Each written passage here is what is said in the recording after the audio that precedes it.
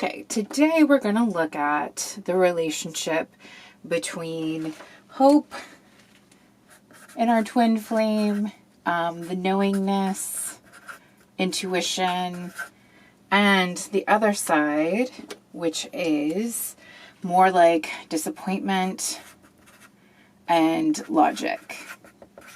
And we're going to use kind of a parts work framework. So just imagine what's going on inside of you when you think of your twin and you get really upset inside.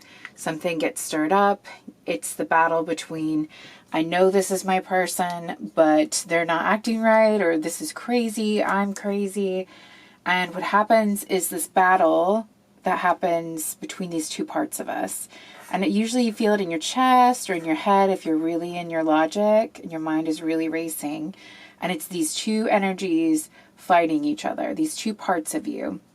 This part is more emotional. It's thinking of intuition and, the connection.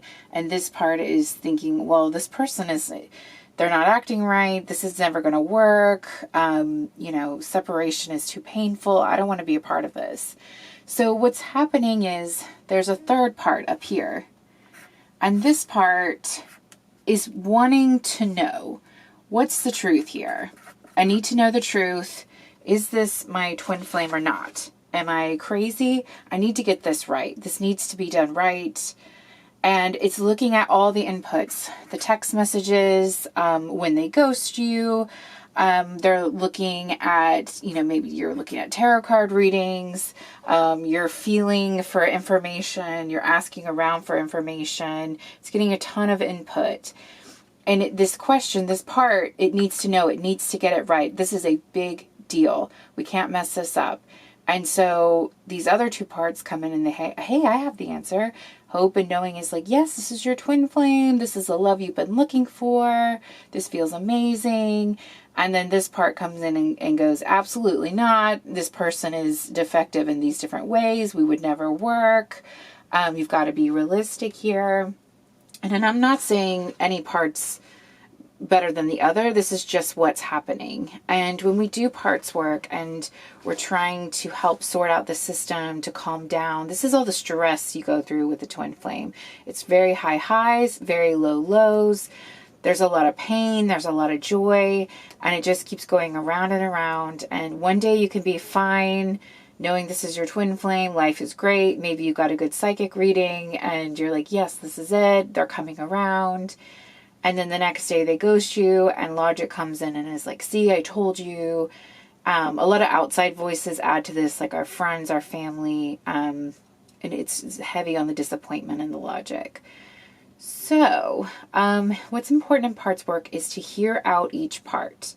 And usually this part, like I said, is heavier. It's more dominant. This is the world we're used to being in.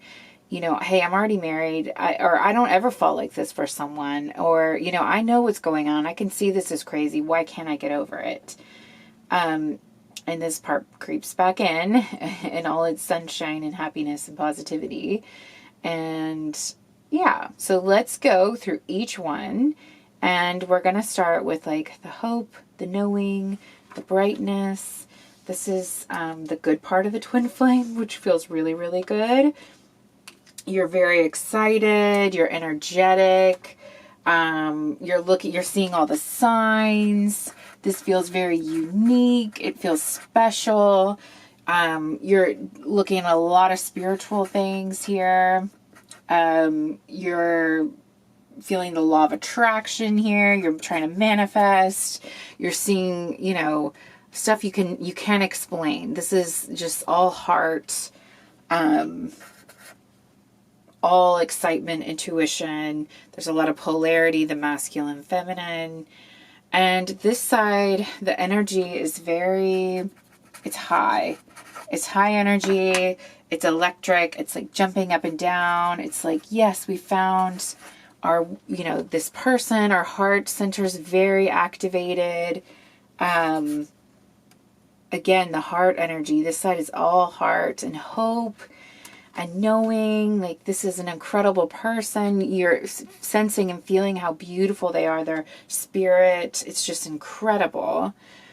So switching back to the logic, and when your logic part kicks in, you're looking at facts.